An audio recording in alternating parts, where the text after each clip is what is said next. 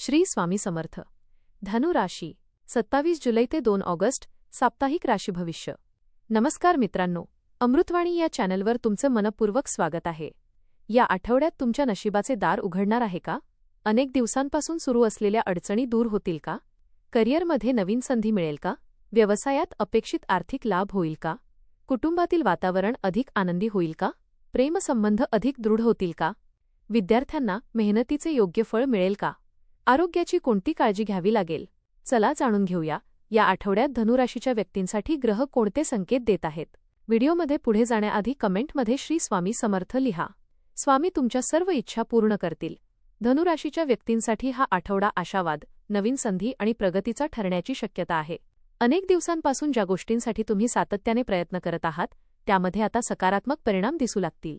तुमचा आत्मविश्वास वाढेल आणि कठीण वाटणारी कामेसुद्धा सहज पूर्ण होतील. काही महत्त्वाच्या व्यक्तींची भेट होईल, ज्यामुळे भविष्यातील करिअर किंवा व्यवसायासाठी नवीन मार्ग खुले होऊ शकतात. या आठवड्यात घेतलेले निर्णय दूरगामी परिणाम देणारे ठरतील, त्यामुळे प्रत्येक गोष्टीचा शांतपणे विचार करूनच निर्णय घ्या. आर्थिक स्थितीत सुधारणा होईल, पण अनावश्यक खर्च टाळणे आवश्यक राहील. कुटुंबातील सदस्यांचे सहकार्य आणि आशीर्वाद मिळाल्यामुळे मानसिक समाधान लाभेल. अध्यात्म, ज्ञान आणि सकारात्मक विचारांकडे तुमचा ओढा वाढेल. आठवड्याच्या शेवटी एखादी आनंदाची बातमी किंवा शुभ घटना तुमच्या चेहऱ्यावर हसू आणू शकते. करिअर आणि व्यवसाय. करिअरच्या दृष्टीने हा आठवडा अत्यंत अनुकूल राहण्याची शक्यता आहे. नोकरी करणाऱ्या व्यक्तींना वरिष्ठ अधिकाऱ्यांकडून कौतुक मिळेल आणि तुमच्या कामाची विशेष दखल घेतली जाईल. अनेक दिवसांपासून प्रलंबित असलेली कामे आता वेगाने पूर्ण होतील. नवीन जबाबदाऱ्या स्वीकारण्याची संधी मिळेल आणि त्या यशस्वीपणे पूर्ण करण्याची क्षमता तुमच्यात असेल. पदोन्नती, पगारवाढ किंवा नवीन पदाची शक्यता निर्माण होऊ शकते. नोकरी बदलण्याचा विचार करणाऱ्यांना चांगल्या संधी मिळू शकतात. व्यवसाय करणाऱ्यांसाठी हा काळ विस्ताराचा आहे. नवीन ग्राहक, मोठे व्यवहार आणि फायदेशीर करार मिळू शकतात. परदेशाशी संबंधित व्यवसाय करणाऱ्यांना विशेष लाभ मिळण्याची शक्यता आहे. भागीदारीमध्ये पारदर्शकता ठेवा आणि सर्व निर्णय लिखित स्वरूपात घ्या. सहकाऱ्यांशी नम्रतेने वागा आणि कोणत्याही वादात पडणे टाळा. तुमच्या दूरदृष्टीचा आणि नेतृत्व गुणांचा सर्वांवर प्रभाव पडेल. आठवड्याच्या शेवटी एखादा मोठा प्रकल्प किंवा नवीन संधी तुमच्या करिअरला वेगळी दिशा देऊ शकते. आर्थिक स्थिती. आर्थिक बाबतीत हा आठवडा समाधानकारक आणि लाभदायक ठरू शकतो. अडकलेले पैसे परत मिळण्याची शक्यता आहे. व्यवसायातून अपेक्षेपेक्षा अधिक नफा मिळू शकतो. नवीन उत्पन्नाचे स्रोत निर्माण होतील आणि आर्थिक स्थैर्य वाढेल. मात्र उत्पन्न वाढले म्हणून खर्चावर नियंत्रण सोडू नका. घरातील आवश्यक कामे, वाहन किंवा मालमत्तेशी संबंधित खर्च होऊ शकतो. दीर्घकालीन गुंतवणुकीचा विचार करत असाल तर अनुभवी व्यक्तींचा सल्ला घ्या. शेअर बाजार किंवा जोखमीच्या योजनांमध्ये संयम बाळगा. कोणालाही मोठी रक्कम उधार देताना सावधगिरी बाळगा.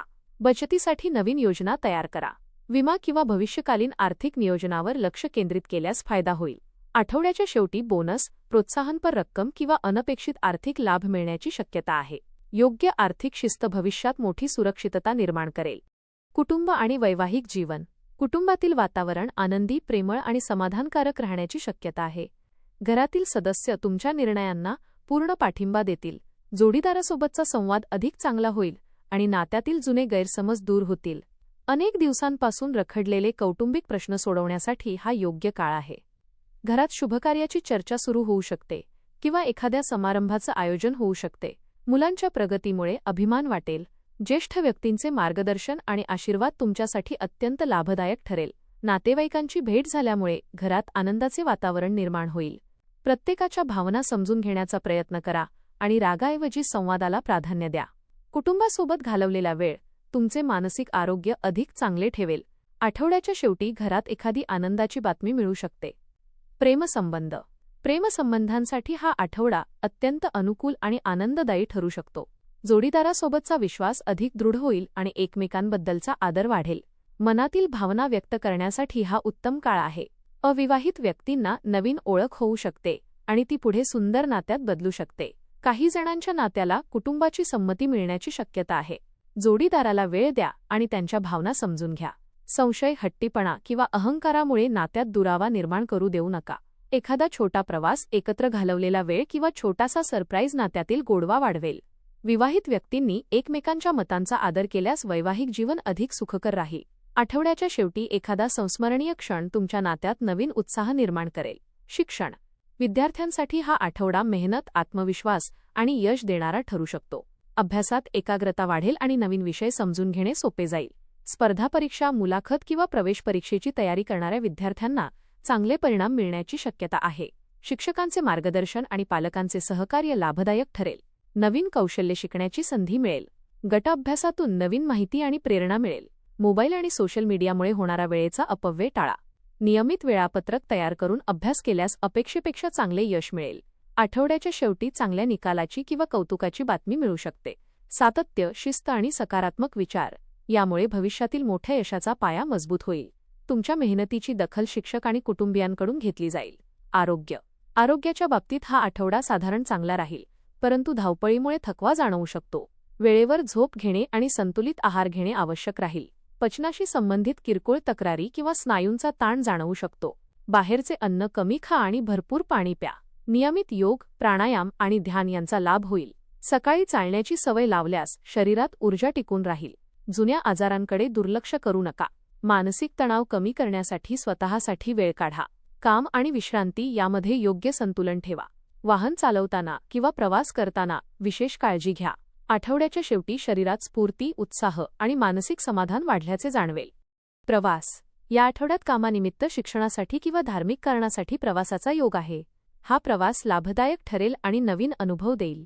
धार्मिक स्थळाला भेट दिल्यामुळे मानसिक समाधान मिळेल.